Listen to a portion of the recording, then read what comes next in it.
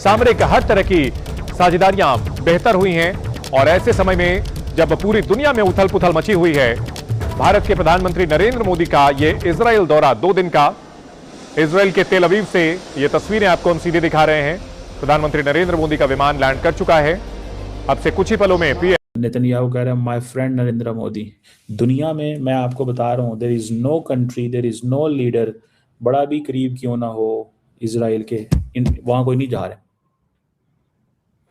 और उन्होंने ये बात की कि विल राइट, और उन्होंने कहा कि in the vision I see before my eyes कि हम एक complete system of alliances around और within Middle East create करने जा रहे हैं।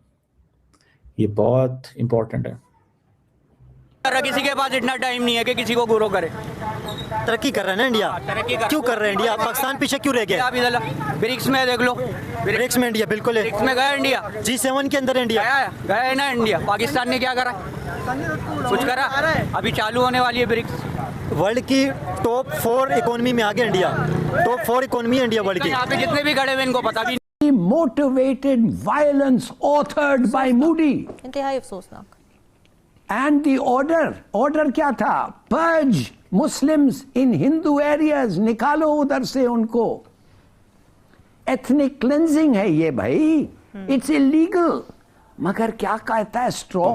How can my relation with Israel be anti-Pakistan? Number 1, anti-US। मैं नहीं ढूंढ रहा। नहीं, मेरा तो सवाल ही कंसेप्ट नहीं है आप एंटी पाकिस्तान, आप जिससे मर्जी ताल्लुक बनाएं।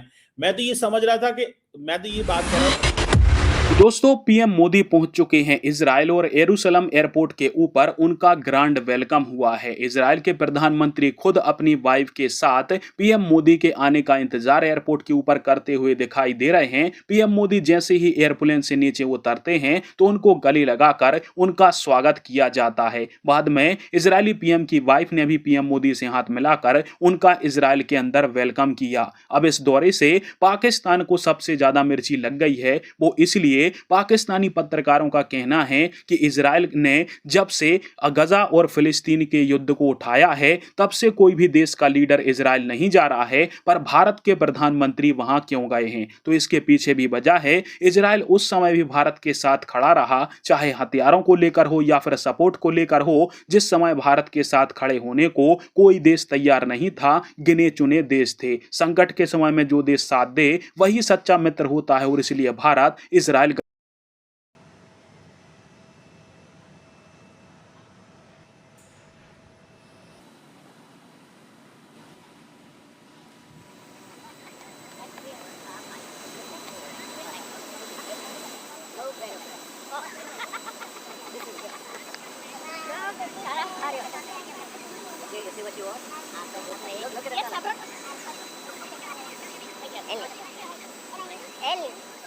इसी तरह मैं आपको पूछ रहा हूं, how can my relation with Israel be anti Pakistan? Number 1, anti US. मैं नहीं ढूंढ रहा। नहीं, मेरा तो सवाल ही कंसेप्ट नहीं है आप एंटी पाकिस्तान, आप जिससे मर्जी ताल्लुक बनाएं। मैं तो ये समझ रहा था कि मैं तो ये बात कर रहा था कि दुनिया ये कह रही है, the world is talking very loudly of the genocide which the Israeli government is doing in Gaza. और सारे मतलब this is an open opinion, इसमें कोई जेनोसाइड की बात है, लेकिन only India is visiting. So in other words India is basically legitimise कर रहा है कि जो ये कर रहा था हमें इससे कोई फर्क नहीं पड़ता कि ये इसने गजा में क्या किया है। एक तो ये चीज है। दूसरा, ये जो आपने टेक्नोलॉजी और बाकी बहुत सारी चीजों की बात की, तीसरा ये चीज है। जो तीसरा, अमेरिका जारी बात है, वहां पे जो पब्लिक ओपिनियन है, जो इजरायली लॉबी बड़ी तगड़ी है, उसको विन करना जो है वो ओपिनियन है, क्योंकि 2017 के बाद प्राइम मिनिस्टर मोदी जा रहे हैं अपने सेकंड टर्म में, वो आई थिंक वो नहीं गए थे। दूसरी बात इसमें यह भी है कि जारी बात है आपके यूएई से अच्छे ताल्लुक हैं, तो इंडिया इजराइल यूएई एक नया कनेक्शन है, I2U2 एक फ्रेमवर्क भी बना था। लेकिन कल से आप एक थोड़ा सा डिफरेंट बात करते हैं। आपको नहीं लगता कि आपका जो इजराइल से ज्यादा जो कुर्बत थी, इसने आपको बेसिकली कतर और ईरान से दूर कर दिया? मिसाल के तौर पे ईरान ने आपको visa on arrival, India grow कर रहे, पाकिस्तान पीछे रह गया, इसकी क्या वजह है? कोई ग्रो नहीं कर रहा, किसी के पास इतना टाइम नहीं है कि किसी को ग्रो करे। तरक्की कर रहा है ना इंडिया, क्यों कर रहे हैं इंडिया? पाकिस्तान पीछे क्यों रह गया? ब्रिक्स में देख लो, ब्रिक्स में इंडिया बिल्कुल है। ब्रिक्स में गया इंडिया, G7 के अंदर इंडिया गया है ना इंडिया। पाकिस्तान ने क्या करा? कुछ करा? अभी चालू होने वाली है ब्रिक्स। वर्ल्ड की टॉप 4 इकोनॉमी में आ गया इंडिया।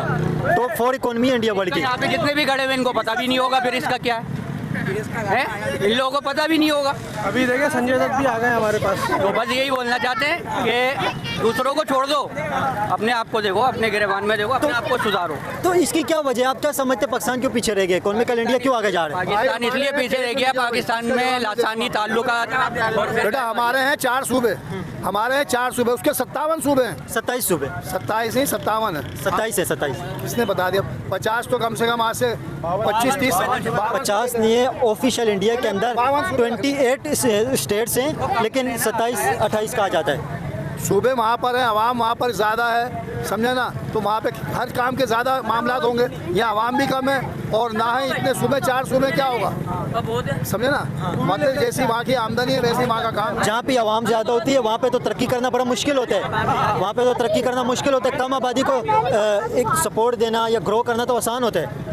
चलो भाई, आप चलो कलकत्ता के अंदर अभी यहाँ पे आप इंटरव्यू ले रहे हो, यहाँ पे हमारे को लाइट अभी गई है 10 बजे, ये आएगी लाइट 3 बजे और रात को 1 बजे आएगी। सॉरी, नेतन्याहू कह रहे हैं माय फ्रेंड नरेंद्र मोदी। दुनिया में मैं आपको बता रहा हूँ, there is no country, there is no leader, बड़ा भी करीब क्यों ना हो इजराइल के, वहाँ कोई नहीं जा रहा। और उन्होंने ये बात की कि विल राइट, और उन्होंने कहा कि in the vision I see before my eyes कि हम एक complete system of alliances around और within Middle East create करने जा रहे हैं। ये बहुत इंपॉर्टेंट है कि इंडिया और इजराइल एक सिस्टम ऑफ अलायंसेस अराउंड और विद इन मिडल ईस्ट, इसको आप यहाँ से अंदाज़ा लगा लें कि जो वो किस तरह चीज़ें जो हैं फर्दर जाएंगी।